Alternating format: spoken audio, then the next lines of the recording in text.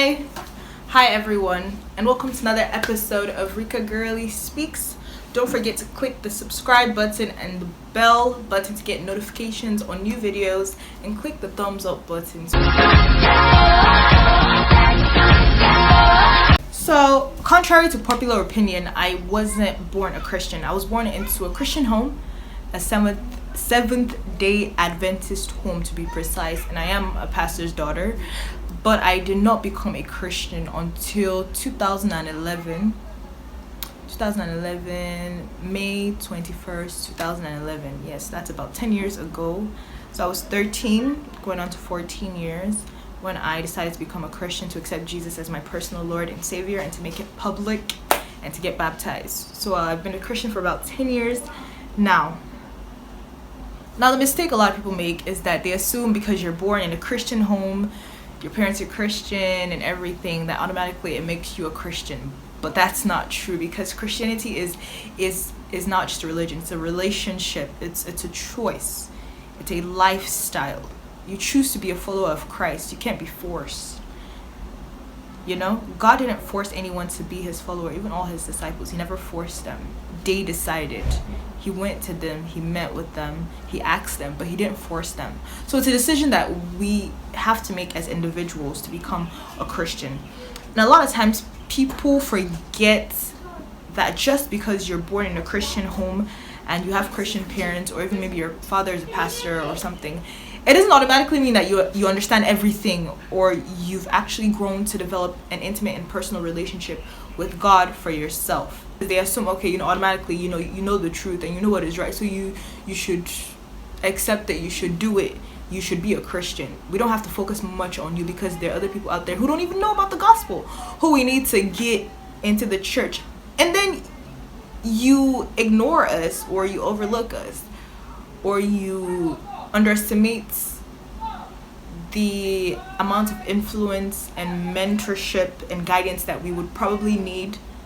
And that's why you have a lot of people born into Christian homes, or a lot of Christian youths or young adults leaving the church, because people assume that we already know what is right and should do it, and not much attention needs to be given to us in terms of mentorship, guidance in Christianity. And that is a huge mistake.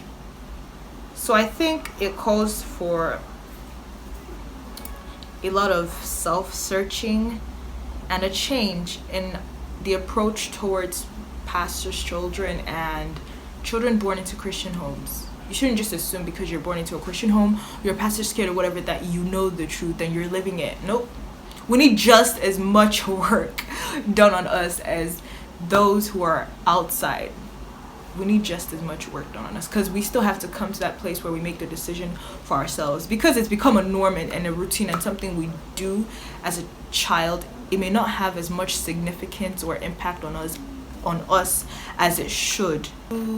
We're brought up, in church, go to Sabbath school, read the Bible, everything. You do everything you're supposed to do. It becomes a norm. Like, it's not really spectacular or special or anything. That's when you notice that new converts tend to have more passion about the gospel. They tend to be more passionate than even us who have known about it since we came out of the womb. But I totally understand that, though. That's part of the point I'm trying to make. But yeah, so my story, I actually became a Christian in 2011. Now, God sent a special angel to me in the form of Miss Carrie. Miss Carrie was an angel to so many young people during that time, because I was actually, going through a lot of difficulties and challenges during that period. And I believe God brought her into my life for a specific reason, because she now became that extra drive, motivation, and the thing that ignited that decision within myself for me to realize and see the need to actually be baptized and become a Christian. So it's would I say everything else that I've learned all my life was useless until she came? No, it wasn't useless. But if I had just keep going as I was going, and maybe if I didn't meet her, I don't think I would have decided to be a Christian that early on, or I'd have understood the importance or come to that, conclusion or decision as early as I did. So I'm really glad that God brought her into my life, because a lot more difficulties, would come after. Trust me, people think after you become a Christian, everything is supposed to be smooth and but no, it's not going to be smooth. But then you have this extra assurance and faith and hope and joy, knowing that you're not going through it alone. You're a new creation in Christ, and He's going to go through it with you, and He's going to help you through whatever difficulties and challenges you face. I was this kid who was super talented. I was good at like almost everything. That child that always in the class or whatever, or in choir, that they always give solos to in choir, or in the class that they always call up, or that always gets the questions right or something, like the teacher's pet or something, like that kind of kid, who's really good, sports, everything. It's just like you're just everywhere, you're just pretty good at a lot of things. So I guess there was a sort of pride that built up in me from a young age because of the way people treated me and the way they attributed so many, like she's so good at this, she's so good at all those compliments and everything. Got to my head. It got to my head as a child. So I became proud, actually. Yeah, I did.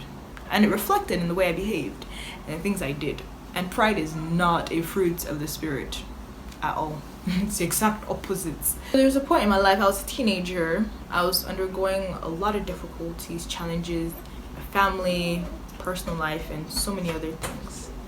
And I was angry. I was just really angry at God. As per, God, you're so loving, you're so caring, and all. So why would you allow something like this to happen to me? Or why would you allow me to go through this kind of situation? Or, it's just like, you're so powerful, you could have stopped it. So why didn't you? Like, do you enjoy seeing me being hurt? Seeing me go through this pain? So I didn't really understand a lot of things then. I was like a new convert. So, and that's why people who, like, new converts need a lot of mentorship and guidance. A lot. Because they can easily just fall off the wagon. But, so during that time, I was really angry at God. So I was like, you know what, God? I don't even need you. Like, I'm good on my own. I could do a lot of things. I'm doing well at school. I can sing. Like, I'm okay. I don't need you, since you obviously don't care about me, for you to allow something like this to happen. So I was like, God, I just kind of shoved him aside. I actually said it. I don't know if I said it out loud. I think I even said it out loud to him. Like, I'm like, you know what? If this is the kind of God you are, I don't think I want you in my life. If you can allow me to go through this much pain, then maybe you're not as loving as I thought.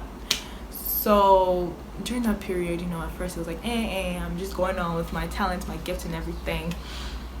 And oh my gosh, this hair is too long. Then I started to realize that yes, it's not like my talents or gifts went away, but there now came a sort of, I don't know how to explain it, like unbalanced, uncertain fear attached to some of those talents. Like, for example, now, yes, maybe I was good at singing and all this, but even as much as I was good at all those things, I started realizing that there weren't really many opportunities anymore for me to use it, even though I could use it. So it started becoming strange to me. And then when I find myself in a situation where I should do it, and I was super confident, I relying on myself and this and that, like I can do this and I could do that, for some reason, when it was time for me to sing or to whatever, like I found it difficult, because I always assumed this is something I could do. I have full control of myself, as if I made myself and all, because these are things I can do, so it's a normal thing. I just assumed it's something I could do and it's normal. It should always come normal. It should always come easy to me and for me. But then opportunities were not coming again for me to use any of the gifts or talents that I had. And when it was time for me to use it, I can no longer control it or use it as well as I was able to before. And so all these things that I had placed as important, all these things I started to rely on, that I thought could get me through life, as if I don't need God and I could do all these things, I now started realizing that, look, maybe I'm not so great. Like, I don't actually have as much control as I thought I did. It was a rough period. I'm actually like simplifying it. I don't want to go too much into detail, but I lost like, I really realized how much of a nothing I am without God. I lost my self-confidence, everything. I became afraid to do things that I could normally do very well before, because for some reason I couldn't get myself to do it the way I was doing it before, because I thought I could do it on my own. So it just really called me to really look back on my life and everything. And I'm like, wait, so is it that all these things that I attributed to myself and I became proud of were God's gifts to me, were his blessings, were things that he gave me? Yes, he gave it to me as per talent and all, but it was still through his strength and his wisdom and his grace that I was able to use it, and to use it well for his glory. Actually nothing. And I could do nothing. I felt so useless. I went from like this to, in less than a year. It was a lot.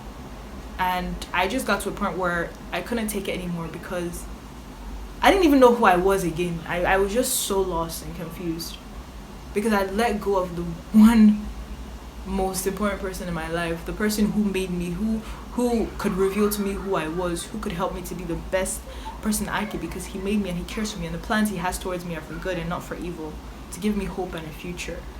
But I chose to let him go, and when I did, I had to do that, because that's when I was able to come to the realization. And I'm like, look, God, I need you. One day I just like fell on my knees. I just started crying and all, and I'm like, I can't do it. Like, I'm nothing. Like, you know what? I'm sorry. I surrender. God, take full charge. Use me. I'm yours. It's not just about being born into a Christian home, being a pastor's kid or whatever, or knowing about Jesus, knowing about the word, having a Bible. No, you have to really experience God. You have to experience him. You have to ask him to reveal himself to you, and to come to the point where you realize your need for him and your nothingness without him. It's so important. So that's just a little bit of my story. I couldn't go into detail, but I hope you get the basic idea of why I'm a Christian, how I became a Christian. And it's not been easy. I'm not gonna lie and say everything has been good so far. It's not been, but God is always, he's always been there, and he has never let me down. I know that he will never let me down, and I've always seen his hand. Like, I've felt and seen him at work in my life so many ways. So I definitely know that I need this God, and you do too.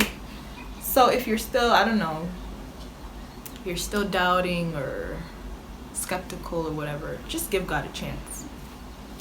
Give him a chance. He's there and he's ready. He wants you to get to know him. I pray that God will give us all the opportunity and the grace to be able to experience him, and to grow to love him more and more each day, and to surrender completely to him. That's it. Thank you guys so much for this video. Thank you for watching.